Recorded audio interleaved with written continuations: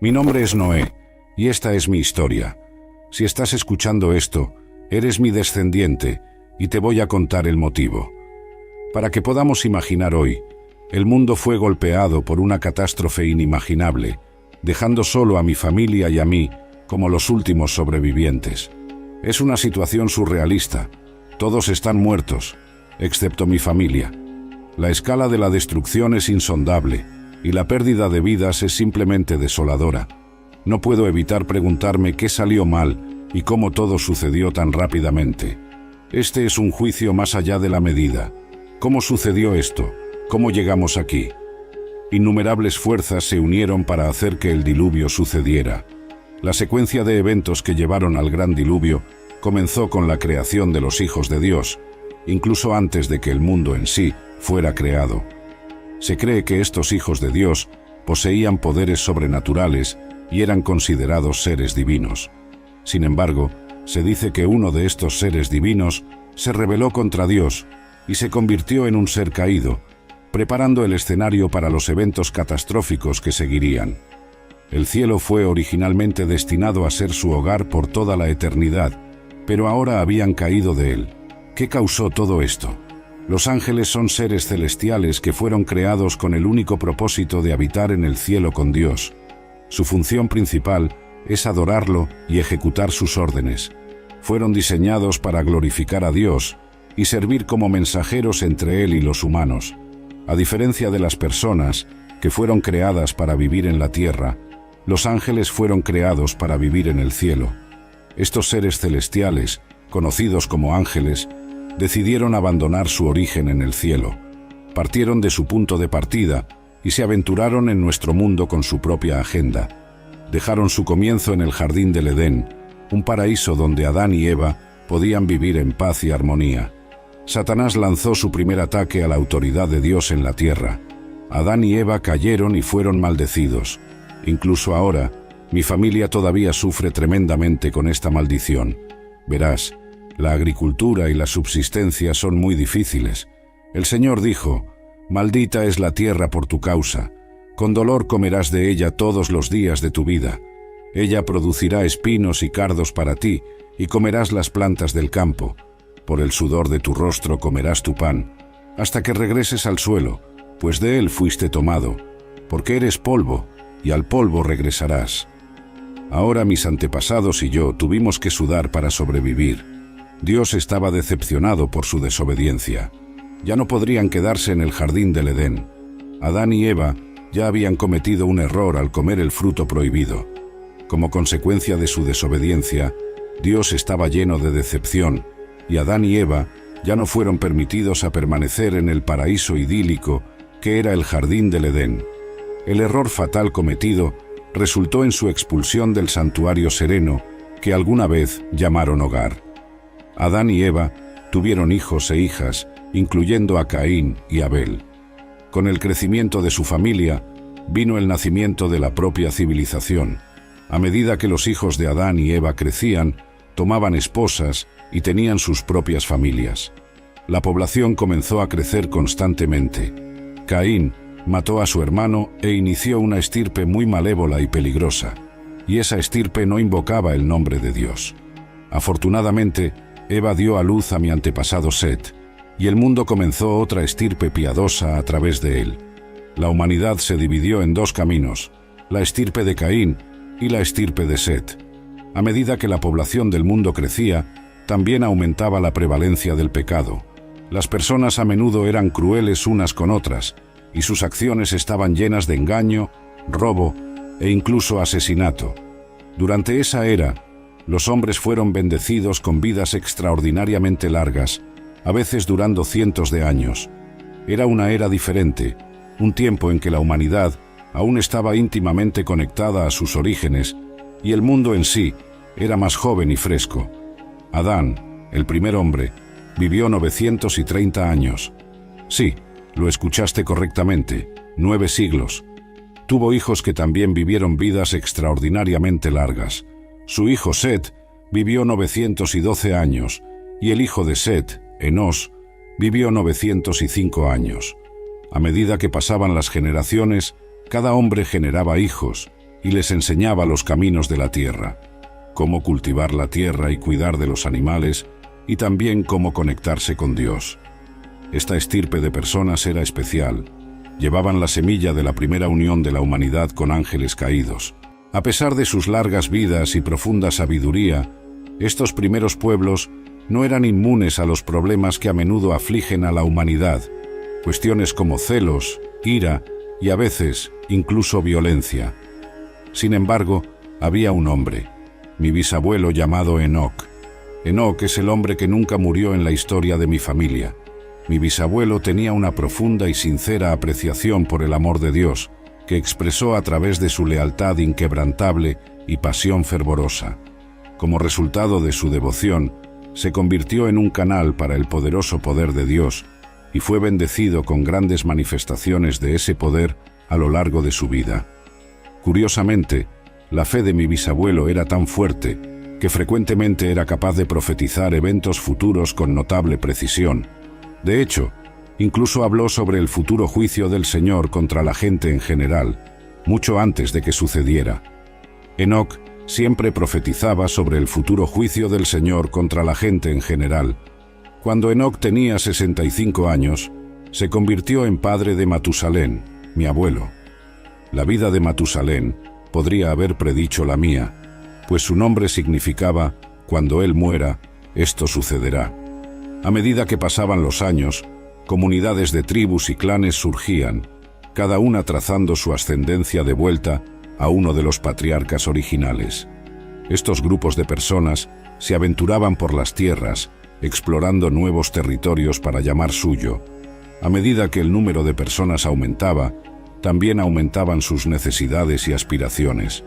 Los roles tradicionales de pastoreo y agricultura ya no eran suficientes para sostener sus medios de vida y comenzaron a explorar nuevos caminos. Las familias crecieron en tribus y las personas comenzaron a asumir diferentes roles y profesiones, variando de artesanos hábiles a eruditos. Estos cambios marcaron los primeros pasos hacia la evolución de la civilización, a medida que las personas comenzaban a organizarse en estructuras sociales complejas, con cada persona contribuyendo con sus habilidades y capacidades únicas a la comunidad. Ahora, aquí estamos, 10 generaciones desde Adán. La vida continúa presentando sus desafíos, pues la tierra permaneció severamente endurecida después de la maldición de Adán. Los hombres de nuestro tiempo encuentran cada vez más difícil obtener sustento y proveer para sus familias. Mi padre, Lamec, vivió 182 años y me tuvo a mí. Él me llamó Noé, diciendo que yo traería consuelo y alivio a nuestro pueblo, que trabaja y labora dolorosamente debido a la maldición del suelo. Esto es quien soy. Nací con el propósito de traer alivio. El mundo es un lugar malévolo. Los Nefilim invadieron el mundo. Ahora, insértense en este mundo caótico un desarrollo inusual. Los Nefilim eran especiales y no como la gente común. Eran fuertes y más grandes que la vida, pero empeoraron los problemas del mundo. Eran admirados, temidos y hasta adorados, alejando a la gente del verdadero Dios que los creó. Su fuerza los convertía en objetos de fascinación, pero eran parte de un mundo que se sumergía cada vez más en el caos y el pecado. Legiones malignas comenzaron a infiltrar la humanidad. Cuando los seres humanos comenzaron a aumentar en número en la tierra y nacieron hijas para ellos, los hijos de Dios vieron que las hijas de los humanos eran hermosas y se casaron con cualquiera de ellas que eligieron. ¿Quiénes eran los hijos de Dios? Como dije, eran ángeles caídos. Estos ángeles caídos descendieron a la tierra y dieron a luz a los Nefilim, o gigantes. Los caídos corrompieron el mundo entero. Estos ángeles, en rebelión contra Dios, codiciaron a mujeres humanas y las tomaron. También había gigantes en la tierra en aquellos días.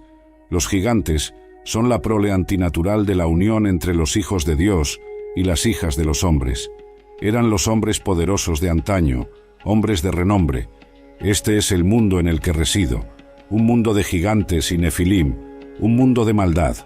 Entonces, el Señor vio que la maldad del hombre era grande en la tierra y que cada intención de los pensamientos de sus corazones era continuamente solo para el mal.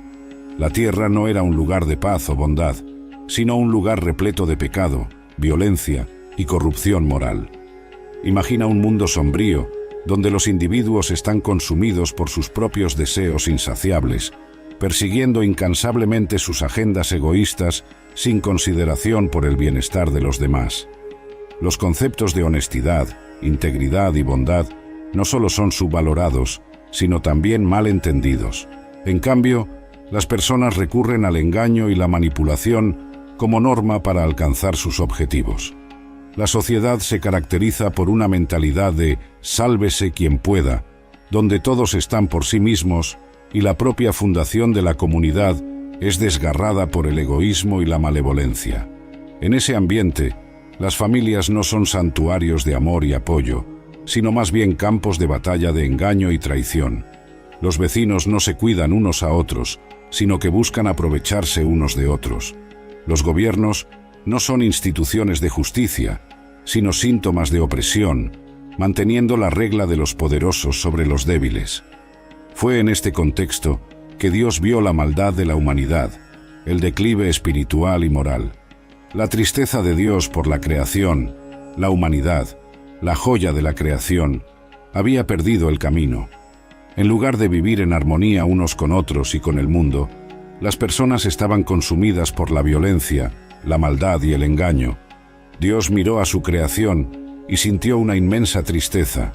Era una tristeza divina, un dolor tan profundo que trascendía la comprensión humana. Imagina un padre con el corazón roto por las acciones de un hijo rebelde, pero infinitamente amplificado. Y así, en su gran dolor, Dios tomó una decisión difícil. El Señor buscó destruir a la humanidad que había creado en la superficie de la tierra, no solo al hombre, sino también a los animales, las criaturas rastreras y las aves del cielo, porque le dolía profundamente ver a la humanidad pecar y lamentaba haberlos hecho. Dios estaba molesto con las acciones de las personas que Él hizo, y no le quedó otra opción para sanar un mundo que se sumergía en el caos. El Espíritu del Señor no lucharía con los hombres para siempre. El juicio estaba en camino. Afortunadamente, encontré gracia a los ojos del Señor. Fui salvado por un acto de soberanía divina. Cada intención de los pensamientos del hombre era solo mal continuamente. Eso dice mucho. No había aspecto de la naturaleza humana que no estuviera corrompido por el pecado. El mundo era un lugar donde la población estaba explotando a una tasa alarmante. La perversión se había vuelto común. La actividad demoníaca estaba generalizada. El mal constante residía en el corazón del hombre, y la corrupción y la violencia eran desenfrenadas. Dios estaba cansado de este estado de cosas. Entonces, Dios volvió su mirada hacia mí. Yo era un hombre justo y muy diferente de mis generaciones. Tenía una relación cercana con Dios y caminaba en sus caminos. A diferencia de muchos otros de mi época, permanecí intacto por la corrupción y maldad que asolaban el mundo. Mi familia y yo no nos involucramos en uniones pecaminosas con los ángeles caídos. Aunque ciertamente no puedo reclamar ser perfecto como Dios, hice un esfuerzo sincero para seguir sus mandamientos y vivir de acuerdo con su voluntad. Mi familia y yo seguimos los caminos del Señor. Mi familia estaba compuesta por 3 hijos, Sem, Cam y Jafet. Obedecí a los mandamientos de Dios de la mejor manera que pude y los entendí. Entonces, en medio de una generación consumida por el pecado y la depravación, me destacaba como un brillante ejemplo de rectitud. Mi vida se caracterizaba por la irreprochabilidad y obediencia, y yo caminaba con Dios en una relación cercana e íntima, al igual que mi bisabuelo Enoc. Mientras otros se entregaban a los placeres de la carne, yo encontraba mi alegría en servir y obedecer al Señor. Cada momento de mi vida era un testimonio del amor y la fidelidad de Dios, y valoraba la oportunidad de caminar con Él a cada paso del camino. Dios me consideraba justo. La población de la tierra estaba corrompida, absolutamente depravada, espiritual y moralmente pútrida a los ojos de Dios, y la tierra estaba llena de violencia, desprecio, ultraje, agresión y codicia por el poder. Debido a la corrupción y violencia en la tierra y a la extensión de la corrupción, Dios me dijo que juzgaría a los impíos junto con la tierra. Dios me dijo: pretendo hacer un fin de todo lo que vive, pues a través de los hombres la tierra está llena de violencia, y he aquí que estoy a punto de destruirlos junto con la tierra. Apunta a un problema profundo y serio en el mundo en aquel momento. En tiempos de gran corrupción y juicio inminente, recibí un mensaje divino de Dios que tenía la intención de salvar a mí y a mi familia. A pesar de las circunstancias sombrías, había un atisbo de esperanza en forma de gracia. En lugar de eliminar completamente a la humanidad, Dios eligió preservar un pequeño grupo de personas, un remanente. Yo no merecía ni gané esa gracia, pero tropecé con ella. La gracia no se puede ganar, pero puede ser descubierta por cualquiera que la busque. Se dice que donde el pecado abundó, la gracia abundó aún más, y eso ciertamente fue cierto en mi caso. Dios me dijo: hazte un arca de madera de gofer. Dios dijo: hazte un arca. Eso significa que este era mi proyecto. No debía simplemente contratarlo a otra persona. Para prepararme para el gran diluvio, Dios me instruyó a construir en ella compartimentos, incluyendo establos, perreras, nidos, jaulas y compartimentos para albergar a todos los animales y sus provisiones. Para asegurar la longevidad de estas estructuras, también fui instruido a revestir el interior y el exterior de cada compartimento con brea o betún, una sustancia natural que funciona para impermeabilizar la madera. Esto resultó ser un método efectivo de preservación, ya que el arca fue capaz de soportar el diluvio por un período prolongado de tiempo. Es posible que la preservación del arca sirva a un propósito mayor, como un recordatorio del juicio pasado y una advertencia de uno futuro. Esta es la manera como debes hacerla. El largo del arca será de 300 codos, el ancho de 50 codos y la altura de 30 codos, 450 pies por 75 pies por 45 pies. El arca era tan larga como un edificio de 30 pisos, aproximadamente 450 pies o 150 metros, y tenía alrededor de 75 pies, 25 metros de ancho, y 45 pies, 15 metros de altura. Lo que se describe no es realmente un barco, sino una barcaza bien ventilada, destinada solo a flotar y no a navegar a ningún lugar. Después de todo, un arca es un baúl, no un barco. Esto se refiere a la forma de caja del barco. Debes hacer una ventana para la luz y ventilación para el arca y terminarla a al menos un codo, 18 pulgadas, desde la parte superior y colocar la puerta de entrada del arca en su lado, y debes hacerla con cubiertas inferior, segunda y tercera. La forma del arca era reminiscente de una caja, pero era masiva en tamaño.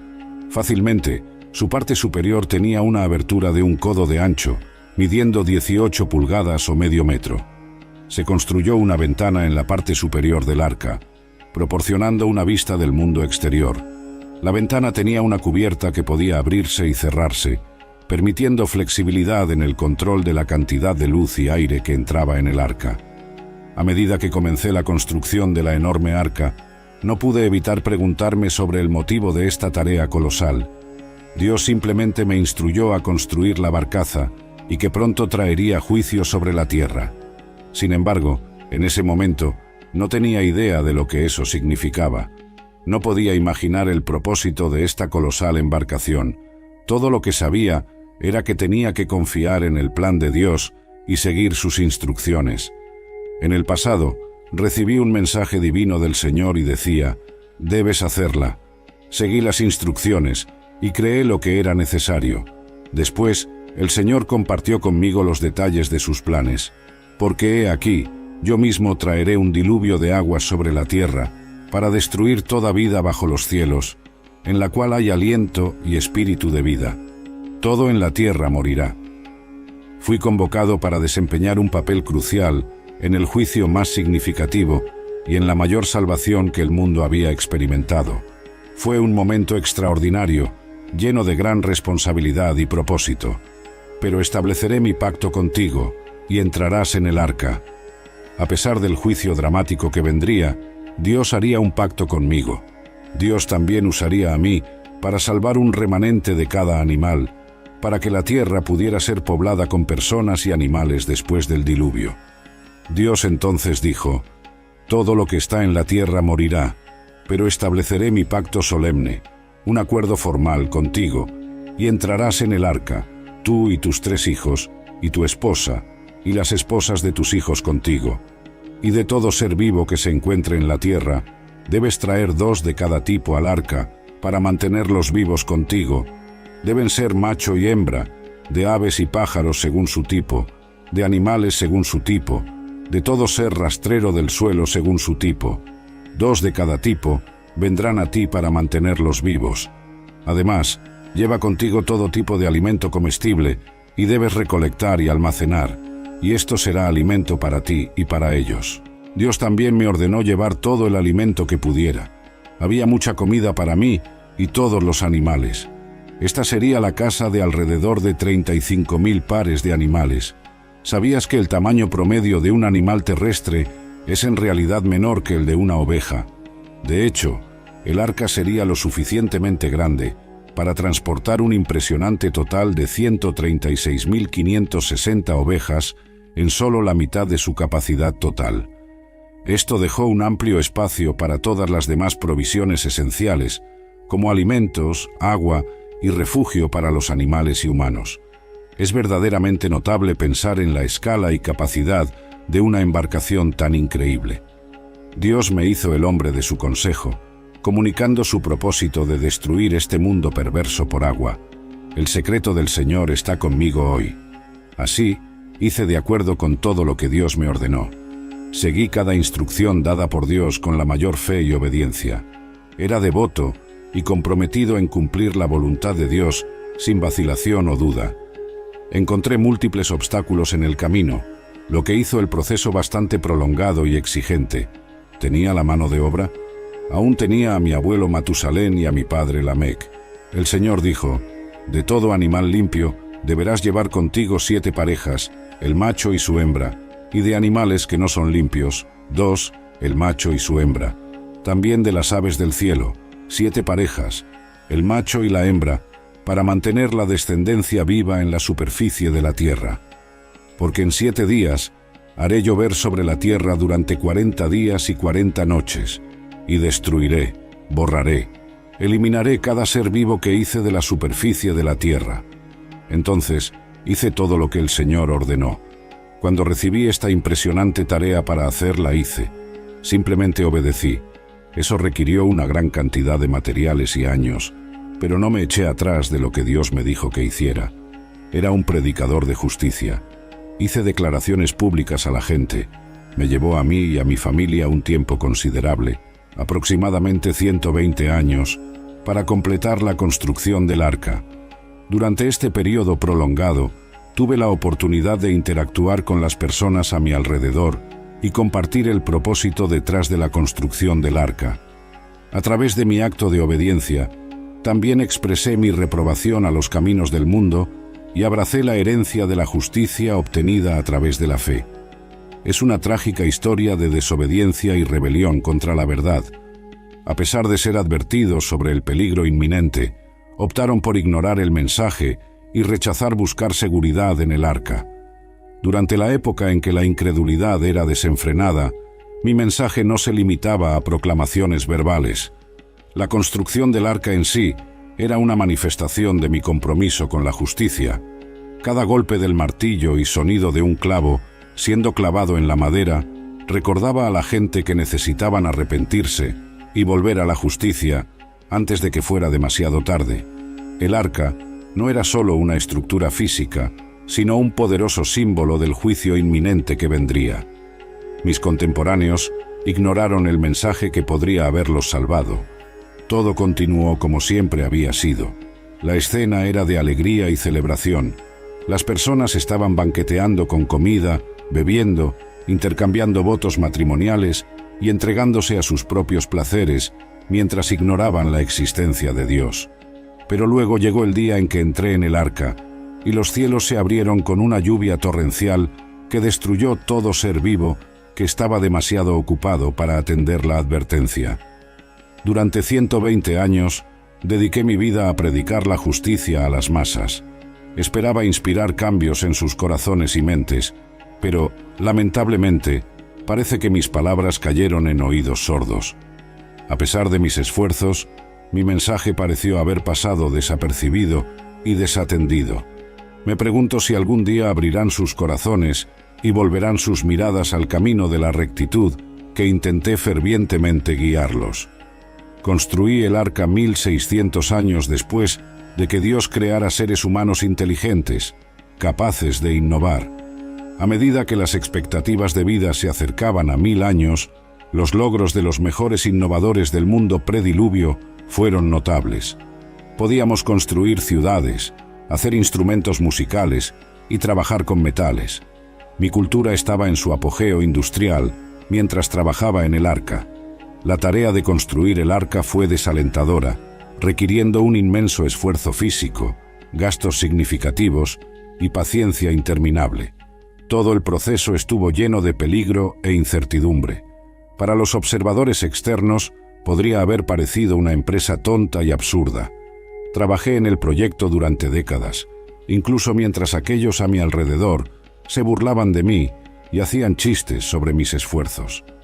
A pesar de todo esto, permanecí firme en mi fe y continué construyendo el arca, sabiendo que era mi deber y destino. Mi trabajo era obedecer a Dios y confiar en Él para suplir lo que no tenía, incluyendo la sabiduría para construir un barco resistente y terminar el proyecto a tiempo. Puedes imaginar lo que debió haber sido cuando el arca finalmente se completó. Sin embargo, durante ese período perdí a mi padre. Él ya no estaría presente para el juicio. Después de algunos años, incluso el profeta Enoc se fue. Mi antepasado Enoc no vendría conmigo en el viaje, ya que fue llamado por Dios. Sus palabras debieron haber sido tomadas en serio, ya que fue llevado de esta vida para no experimentar la muerte. No pudo ser encontrado porque Dios lo había llevado. Mis antepasados se habían ido. Ellos no enfrentarían este evento cataclísmico que yo enfrentaría. Entonces llegó el día que concluyó toda mi generación. La mayoría de mi generación terminaría hoy. Todos aquellos con quienes crecí conocerían su destino hoy. Entonces el Señor me dijo: entra en el arca, tú y toda tu casa, pues solo a ti he visto como justo, haciendo lo correcto delante de mí en esta generación. La idea es que Dios estaba en el arca y estaría conmigo en el arca. Entonces Él me llamó para entrar en el arca con Él. El Señor no me dijo que fuera al arca, sino que viniera, claramente implicando que Dios mismo estaba en el arca, esperando recibirme a mí y a mi familia en el gran barco que sería su lugar de refugio, mientras todas las demás personas en la faz de la tierra serían ahogadas. Fue un momento único en la vida, uno que nunca olvidaría. Cuando me levanté dentro del arca, rodeado por los animales y la presencia de Dios, las únicas personas conmigo eran mi propia familia. ¿Sabes cómo se siente perder a todos aquellos que conociste desde la infancia? Hice lo mejor que pude. Los advertí durante mucho tiempo. Hoy perderé a todas las personas que no son mi familia cercana. Hoy todos serán juzgados. El aire estaba lleno de los sonidos de miles de criaturas, cada una haciendo su ruido único. Después de todos estos años de arduo trabajo, finalmente terminamos. En algunos animales, Dios creó un instinto migratorio que puede operar de manera increíble. Esta fue la mayor y más completa colección de animales jamás reunida. No fue recopilada por habilidad humana. Solo el poder divino podría haber logrado una tarea como esta. De dos en dos, entraron en el arca. Dios nunca tiene problemas para hacer que los animales hagan lo que Él quiere. Este fue un momento muy único. Mi padre ya no estaba aquí para presenciarlo. Había muerto solo 5 años antes. Tal vez Dios esperó a que Enoc, Matusalén y Lamec murieran antes de traer el diluvio. Ahora estoy aquí sin esos hombres de fe. Dios incluso dijo que había visto que yo era justo. Pasé los años antes del diluvio en activa obediencia. No solo creí que Dios enviaría el diluvio, sino que también obedecí lo que Dios me dijo que hiciera en preparación para él. Cuando recibí el mensaje de que entraría en el arca, la gente miraba y murmuraba cada vez que pasaban. Podía escucharlos comenzando a hacer bromas tontas y mezquinas sobre el viejo loco Noé. Todo el mundo sabía que no iba a haber un diluvio de agua. ¿Cómo podría ser? Sin embargo, la Biblia dice que vino un diluvio de agua. El Señor me encerró dentro. La misma puerta que cerró a los de afuera es la puerta que nos cerró por dentro. Las mismas aguas que destruyeron el mundo fueron las aguas que elevaron el arca. Yo tenía 600 años cuando el diluvio, la inundación de agua, vino sobre la tierra, cubriendo toda la tierra. Entonces yo, mis hijos, mi esposa y las esposas de mis hijos conmigo, entramos en el arca para escapar de las aguas del diluvio, de animales limpios y animales que no son limpios, de aves y de todo lo que se arrastra en el suelo. Vinieron, motivados por Dios, al arca, de 2 en 2, macho y hembra, como Dios me había ordenado, y después de los 7 días, Dios liberó la lluvia y las aguas del diluvio vinieron sobre la tierra. En el 600º año de mi vida, el día 17 del segundo mes, en ese mismo día, todas las fuentes del gran abismo se rompieron, y las ventanas y compuertas de los cielos se abrieron. Llovió sobre la tierra durante 40 días y 40 noches. Los animales, mi familia y yo, esperamos en el arca durante 7 días por la lluvia. Fue una verdadera prueba de fe, esperar una semana después de más de 100 años de preparación. Entonces, las ventanas del cielo se abrieron. Las fuentes del gran abismo que se rompieron, aguas subieron desde debajo de la tierra, también acompañadas por grandes catástrofes geológicas. Llovió durante 40 días y 40 noches. Ese fue un tiempo de prueba y purificación, especialmente antes de entrar en el nuevo mundo. El mismo día, yo y Sem, Cam, mis hijos y mi esposa, y las 3 esposas de mis hijos con ellos entraron en el arca. Ellos y todos los animales, según su especie, todo el ganado según su especie, todo ser que se mueve, que se arrastra en la tierra según su especie, y todo pájaro según su especie, toda ave de toda clase. Entonces entramos en el arca, 2 a 2, de todos los seres vivos, en los cuales había aliento y espíritu de vida. Los que entraron, macho y hembra de toda carne, entraron como Dios me había ordenado, y el Señor cerró la puerta detrás de mí. Todo estaba preparado exactamente como el Señor había hablado. Todo estaba listo para el diluvio que Dios traería sobre la tierra. No necesité cerrar la puerta en la salvación de nadie. Dios lo hizo. Normalmente, somos nosotros quienes lidiamos con la descalificación de individuos de la salvación. Debemos dejar que Dios tome esa decisión. Dios mantuvo la puerta abierta hasta el último momento posible, pero eventualmente tuvo que cerrar. La puerta está abierta o cerrada. Para mí, el arca era la salvación definitiva, pero, lamentablemente, para el resto del mundo, significaba condenación. Aquellos que no estaban dentro del arca no tenían oportunidades de redención después de los 120 años. El Espíritu de Dios dejó de luchar con la humanidad. Más allá de esa puerta, la muerte reinaría sin excepción, pero dentro habría absoluta tranquilidad. El diluvio, la gran lluvia, fue de 40 días y noches sobre la tierra, y las aguas aumentaron y levantaron el arca, y ella flotó alto sobre la tierra. Las aguas se volvieron poderosas, y aumentaron grandemente en la tierra, y el arca flotó en la superficie de las aguas. Las aguas prevalecieron tan grandemente, y fueron tan poderosas y abrumadoras en la tierra, que todas las montañas altas bajo los cielos fueron cubiertas. De hecho, las aguas estuvieron 15 codos más altas que la tierra más elevada, y las montañas quedaron cubiertas. Todos los seres vivos que se movían en la tierra perecieron: aves, ganado, animales domésticos, animales salvajes, todas las cosas que se arrastran y se arrastran en la tierra, y toda la humanidad. Todo en la tierra seca, en cuyas narices estaba el aliento y espíritu de vida, murió. Dios destruyó, borró, eliminó todo ser vivo que estaba en la superficie de la tierra, hombres y animales, y las criaturas rastreras y las aves de los cielos fueron destruidas de la tierra. Solo yo y aquellos que estaban conmigo en el arca permanecieron vivos.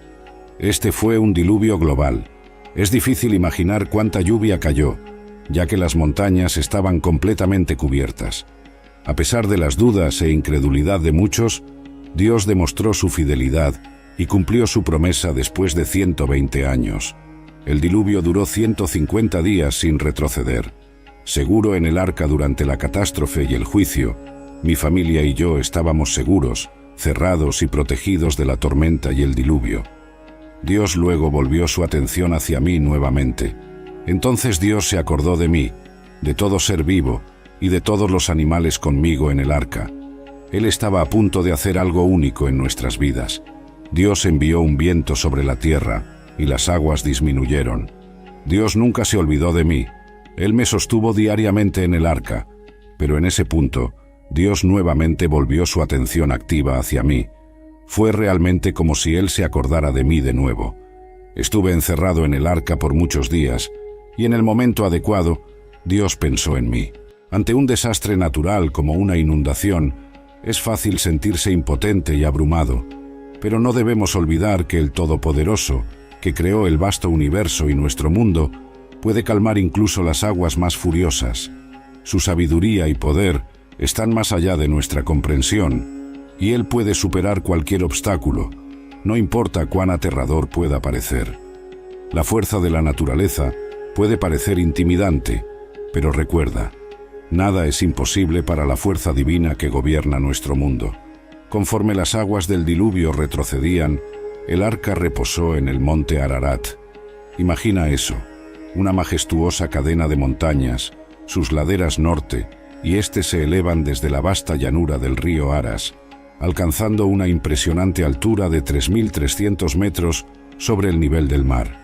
Hacia el suroeste, las laderas se elevan desde una llanura de quitar el aliento, situada a una altura vertiginosa de 5.500 metros sobre el nivel del mar, con un diámetro de aproximadamente 40 kilómetros.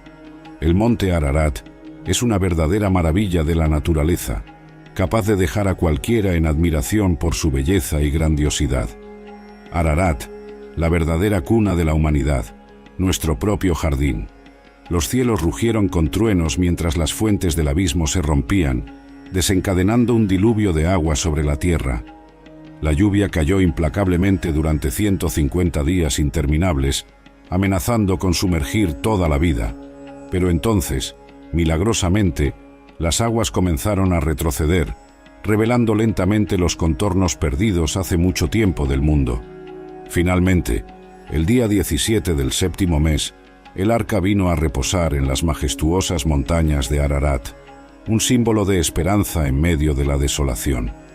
A medida que pasaban los días, las aguas continuaron retrocediendo hasta que finalmente, el primer día del 10º mes, el deslumbrante espectáculo de las cimas de las montañas emergió a lo lejos, señalizando el retorno de la vida a la tierra. La implacable lluvia que caía finalmente cesó, pero el poder detrás de ella aún era evidente. Era nada menos que el control divino de Dios que decidía cuándo la lluvia y otras aguas fluirían y cuándo se detendrían. El monte Ararat no era un lugar ideal para desembarcar del arca. Dejar el arca en un terreno de alta altitud y montañoso hizo que la partida fuera desafiante para todos nosotros, desde el arca. Sin embargo, si Dios tenía la intención de colocar el arca en ese lugar específico, era el lugar perfecto para dejarla. Los animales serían capaces de ir en cualquier dirección a partir de ahí, a medida que las aguas del diluvio retrocedieran. A medida que las aguas retrocedían, una magnitud impresionante emergía. Los picos de las montañas antes ocultos alrededor de la tierra eran gradualmente revelados. Este diluvio mundial masivo fue tan intenso que los picos de las montañas fueron inicialmente sumergidos, ocultos a la vista, pero a medida que el agua disminuía constantemente, las montañas finalmente volvieron a la vista, un testimonio de la fuerza e implacabilidad del diluvio que barrió la tierra. Después de 40 días, ansiosamente abrí la ventana del arca que había construido con tanto esfuerzo.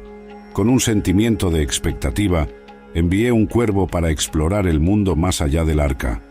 El cuervo volaba de ida y vuelta, batiendo sus alas en el aire hasta que las aguas secas se retiraran y la tierra fuera expuesta una vez más. Parece que el cuervo puede volar durante mucho tiempo, sin necesidad de aterrizar. Tal vez porque el cuervo es un carroñero, y puede descansar y alimentarse de las carcasas flotantes muertas. Estos pájaros en particular no serían suficientes. Necesitábamos enviar un pájaro que volvería a nosotros. Después de semanas confinados en el arca, finalmente decidimos enviar una paloma valiente para ver si las aguas habían retrocedido. Mientras volaba sobre la vasta extensión de agua, anticipábamos su regreso, pero desafortunadamente la paloma no encontró ningún lugar de descanso para la planta de su pie y tuvo que regresar al arca. Las aguas del diluvio todavía cubrían toda la faz de la tierra. La espera era insoportable. Extendí la mano y la atraje hacia el arca, sosteniéndola cerca de mí, y luego esperé con ansiedad 7 largos días antes de enviar a la paloma de nuevo. Después de su misión, la paloma regresó con una hoja de olivo recién arrancada en su pico. Ahora sabía que las aguas finalmente habían retrocedido de la tierra. ¡Qué visión! Una paloma con una hoja de olivo. Siendo una ave limpia, no carroñera, la paloma no aterrizaría en la tierra hasta que hubiera un lugar seco y adecuado para posarse. La paloma pacientemente espera el momento adecuado para posarse en un terreno seco y adecuado, encarnando la virtud de la limpieza y gracia. Pero yo no había terminado todavía. Esperé otros 7 días y envié a la paloma de nuevo, y esta vez no regresó. Sabía entonces que nuestro viaje había terminado y finalmente encontramos tierra seca. Para que la paloma no regresara, significa que había comenzado su vida en la tierra de nuevo. Ahí está. El cuervo y la paloma fueron los primeros en comenzar sus nuevas vidas en la nueva tierra. Muy pronto, los otros animales también comenzarían sus nuevas vidas. Dios me instruyó para entrar en el arca en un momento específico, pero no me informó sobre el momento en que debería salir. Era necesario para mí saber cuándo entrar, y Dios se aseguró de que lo supiera. Sin embargo, no era importante para mí saber cuándo salir, por lo que Dios no reveló eso.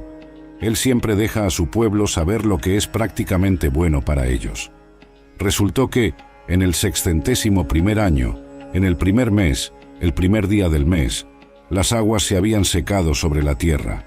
Retiré la cubierta del arca y miré, y he aquí que la superficie del suelo estaba seca. Se puede imaginar la anticipación que llenó mi corazón mientras esperaba que las aguas retrocedieran, y luego, finalmente, después de un tiempo confinado en el arca, sucedió. Sin embargo, todavía permanecimos dentro del arca por un tiempo. En el segundo mes, el 27º día del mes, la tierra estaba seca.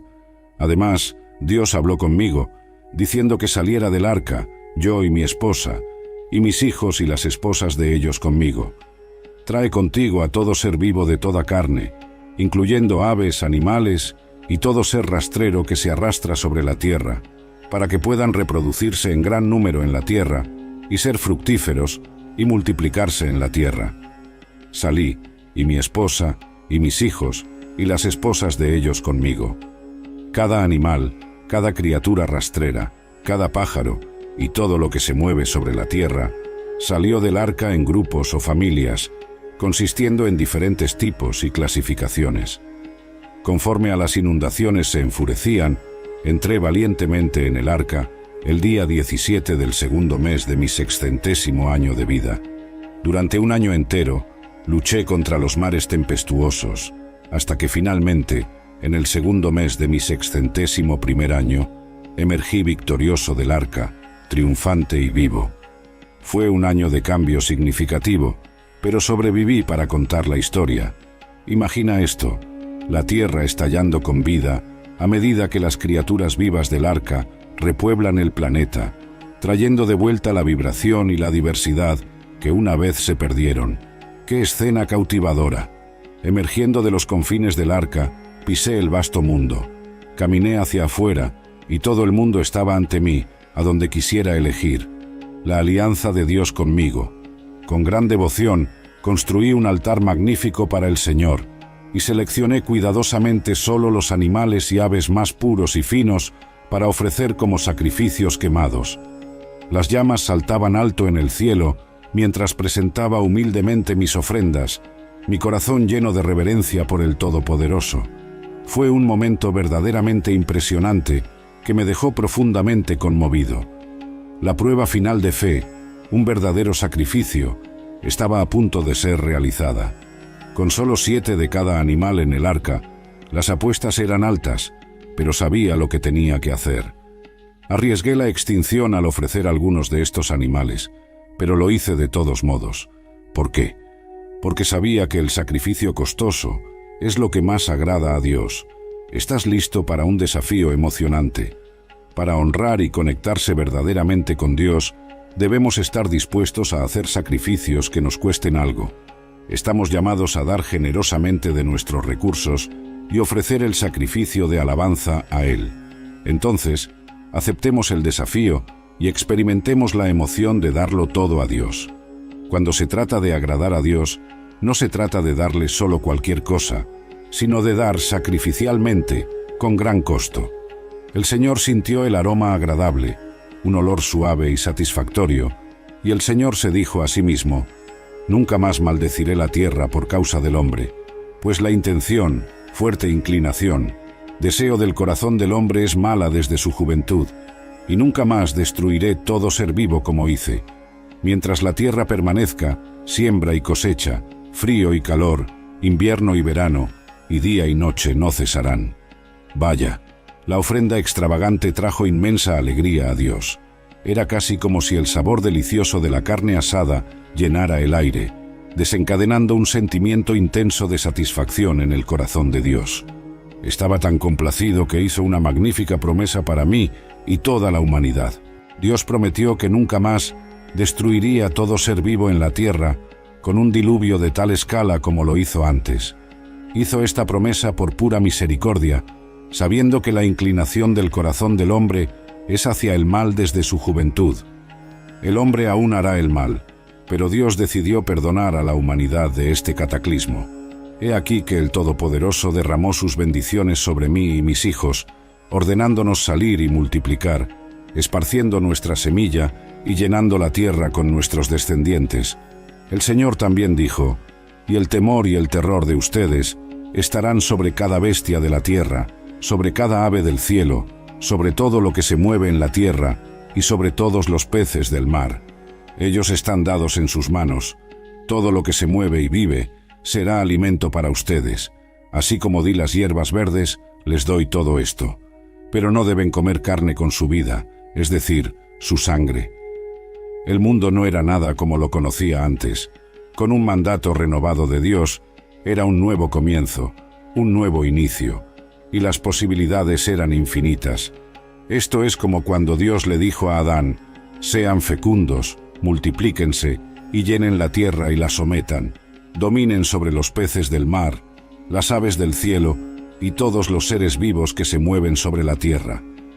Así como a Adán se le dieron instrucciones para comer, así también a mí. Dios le dijo a Adán: «He aquí, te he dado todas las plantas que dan semilla, que están sobre la faz de toda la tierra, y todos los árboles en los que hay fruto que da semilla. Eso será alimento para ti». Sin embargo, ahora recibí permiso específico para comer animales. Dios también me ordenó que, si los animales fueran matados y comidos, debería haber un respeto adecuado por la sangre. La sangre es vital, la sangre es la esencia de la vida, por lo que no es de extrañar que merezca el mayor respeto. Ya sea la sangre de un animal o de un humano, simboliza el mismísimo núcleo de la existencia. Cuando derramamos sangre, estamos quitando la vida misma.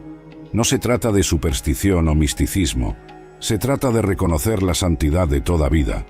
Había algunos que practicaban la ingestión de sangre, pero ese no era el camino del Señor. El Señor dijo: «Ciertamente demandaré un ajuste de cuentas por su sangre, la vida de cada uno. De cada animal demandaré, y de la mano del hombre, de la mano de cada hermano del hombre, demandaré la vida del hombre. Quien derrame la sangre del hombre, por el hombre su sangre será derramada, porque a imagen de Dios fue hecho el hombre. Y en cuanto a ustedes, sean fecundos y multiplíquense, esparzan abundantemente por la tierra y multiplíquense en ella». De acuerdo con el mandato de Dios, si la sangre de alguien fuera derramada, entonces debería haber una investigación sobre el asunto. Esto se debe a que Dios creó al hombre a su propia imagen, y por lo tanto, la vida humana es inherentemente valiosa y no puede ser quitada sin rendir cuentas ante Dios. Las palabras «por el hombre su sangre será derramada» llevan un mensaje poderoso. Nos recuerdan que la vida es preciosa y debe ser protegida a toda costa. Cuando se comete un crimen atroz como el asesinato, Dios dice que el perpetrador merece nada menos que la pena máxima, la pena de muerte. Ver la fuerza del mandato de Dios incluso exige un ajuste de cuentas por la vida del hombre de cada animal. Dios no tolera el asesinato ilegal de ningún tipo. Sean fecundos y multiplíquense. Este punto fue repetido para énfasis, y era porque la situación era crítica. Nuestro planeta necesitaba desesperadamente ser repoblado, y somos los únicos que garantizarán la continuidad de nuestra propia especie. Dios hace un pacto con el hombre y con toda la creación. Entonces Dios habló conmigo y con mis hijos diciendo: «Ahora, he aquí que estoy estableciendo mi pacto, acuerdo vinculante, promesa solemne, con ustedes y con sus descendientes después de ustedes, y con cada criatura viviente que está con ustedes, las aves, el ganado y los animales salvajes de la tierra junto con ustedes, de todo lo que sale del arca, cada criatura viviente de la tierra. Estableceré mi pacto con ustedes. Nunca más toda carne será cortada por las aguas de un diluvio, ni nunca más habrá un diluvio para destruir y arruinar la tierra». Dios hizo una promesa de que nunca más destruiría el mundo con un diluvio. Así es, el Todopoderoso hizo esa promesa como una repetición y aclaración de su pacto anterior. Dios no creía que hubiera hecho algo incorrecto o demasiado severo al enviar el diluvio. Hizo una promesa para asegurar que las mismas condiciones malignas que existían en el mundo prediluviano nunca se repitieran exactamente. Y Dios dijo: «Este es el signo, símbolo visible, memorial, del pacto solemne que estoy haciendo entre mí y ustedes y cada criatura viviente que está con ustedes, para todas las generaciones futuras. Pongo mi arco iris en las nubes, y será un signo del pacto entre mí y la tierra. Sucederá que, cuando yo traiga nubes sobre la tierra, el arco iris será visto en las nubes, y recordaré con compasión mi pacto, que está entre mí y ustedes, y cada criatura viviente de toda carne, y nunca más las aguas se volverán un diluvio para destruir toda carne. Cuando el arco iris esté en las nubes y yo lo mire, recordaré solemnemente el pacto eterno entre Dios y cada criatura viviente de toda carne que está en la tierra». Y Dios me dijo: «Este arco iris es el signo del pacto, promesa solemne, acuerdo vinculante, que establecí entre mí y todas las cosas vivas en la tierra». Imagina eso, un increíble pacto que no solo se hizo entre Dios y la humanidad, sino también entre Dios y cada criatura viviente que camina, se arrastra, vuela y nada en este planeta. Sí, la promesa fue incluso hecha a la propia tierra, porque el manto de vapores de agua fue liberado en el diluvio y el ciclo del agua de la tierra cambió después del diluvio. Este puede ser el primer surgimiento de un arco iris. Dios usó el arco iris como un signo para mí y todas las generaciones de que Él sería fiel a su pacto. Y allí estaba, el primer arco iris. Puedes imaginar ser testigo del primer arco iris que apareció en nuestro planeta. Y lo que es aún más emocionante es que Dios eligió esta magnífica creación como un signo de su fidelidad hacia mí y todas las generaciones que siguieron. El arco iris también es una promesa para ti. Cuando veas un arco iris, recuerda mi historia épica. Siempre que avistamos un arco iris, sirve como un poderoso recordatorio de la fidelidad inquebrantable de Dios y del cumplimiento de todas sus promesas. De hecho, nos asegura que su pacto de paz con la humanidad es tan inquebrantable como su pacto conmigo y todas las generaciones posteriores. Todo esto vino con sus desafíos. Yo ya no tenía par. Yo era el hombre más viejo del mundo. Todos estaban muertos, y pronto algo muy triste estaba a punto de suceder. Esto afectaría a mis hijos, sus antepasados. Mis hijos que salieron del arca eran Sem, Cam y Jafet, y de estos hombres toda la tierra sería poblada y dispersada con habitantes. Mis hijos serían el fundamento del mundo. Canaán, mi nieto, sería maldecido como resultado de lo que transcurrió. A raíz de esa catástrofe, enfrenté las secuelas del diluvio catastrófico y emergí en un mundo completamente nuevo, decidido a crear una nueva vida para mí y mis seres queridos. Con energía y entusiasmo ilimitados, me lancé en una emocionante aventura de exploración y descubrimiento, plantando una multitud de cultivos, incluyendo una magnífica viña que prometía producir una cosecha abundante. Usé las uvas para hacer vino, bebí del vino, me embriagué y quedé desnudo en mi tienda.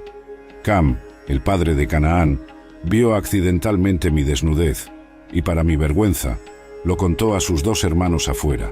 Entonces, Sem y Jafet tomaron una manta, la pusieron sobre ambos hombros y caminaron hacia atrás para cubrir mi desnudez. Sus rostros estaban vueltos para no ver la desnudez de su padre. Se dice que Cam contó con deleite lo que observó en mi tienda.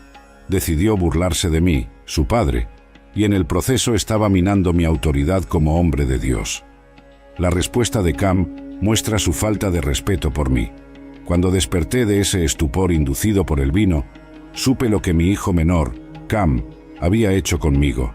Entonces dije: «Maldito sea Canaán, hijo de Cam, siervo de siervos será para sus hermanos». También dije: «Bendito sea el Señor, el Dios de Sem, y que Canaán sea su siervo, que Dios amplíe a Jafet, y que habite en las tiendas de Sem, y que Canaán sea su siervo». El juicio de esto fue bastante severo. Canaán viviría en servidumbre a Sem. Sin embargo, eso no fue el fin del mal en el mundo. Tras años de poblar la tierra, nació un hombre llamado Nimrod, y eso cambió todo lo que entendíamos.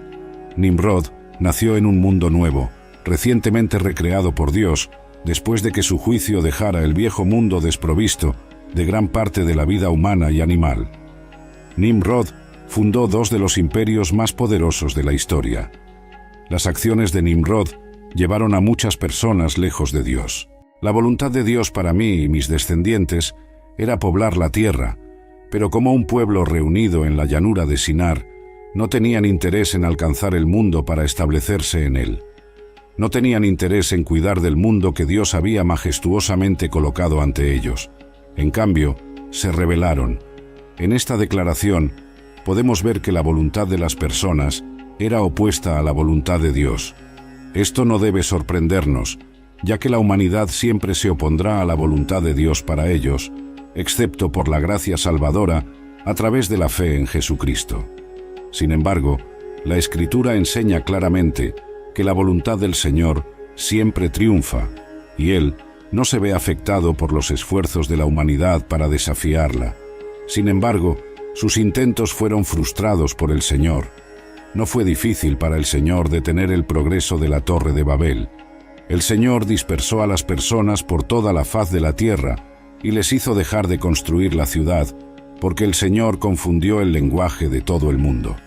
Imagina lo asombroso que debió haber sido para las personas, qué sorprendidas debieron haber estado cuando Dios apareció y mezcló sus lenguas. Para Dios fue una cosa simple: su voluntad y sus planes no pueden ser detenidos. Tras 3 siglos desde el gran diluvio, mi tiempo en este mundo está llegando a un fin emocionante. Con todo esto dicho, ¿quién soy yo en la práctica? Soy un ejemplo de una vida de fe. Por fe, advertí sobre cosas aún no vistas. Con santo temor construí un arca para salvar a mi familia. Por fe, condené al mundo y me convertí en heredero de la justicia que viene por la fe. No necesité poner a prueba a Dios antes de actuar. Cuando Dios habló, yo escuché. No necesité dudar ni cuestionarlo. Eso era típico de mi vida. Formaba parte de la estirpe piadosa de Set, de la cual se dice que en ese tiempo los hombres comenzaron a invocar el nombre del Señor. Yo era el resultado de la obediencia y fidelidad generacional a Dios. En otras palabras, ser correcto con Dios, ser correcto con los demás y tener una relación reverente y adoradora con Dios. He aquí que el Señor Todopoderoso tiene el poder de librar a los justos de todo tipo de pruebas y tribulaciones, y al reflexionar sobre mi vida, es un recordatorio marcado de que el pecado no quedará impune. El día del ajuste de cuentas se acerca rápidamente. Mi nombre es Noé, y esta es mi historia.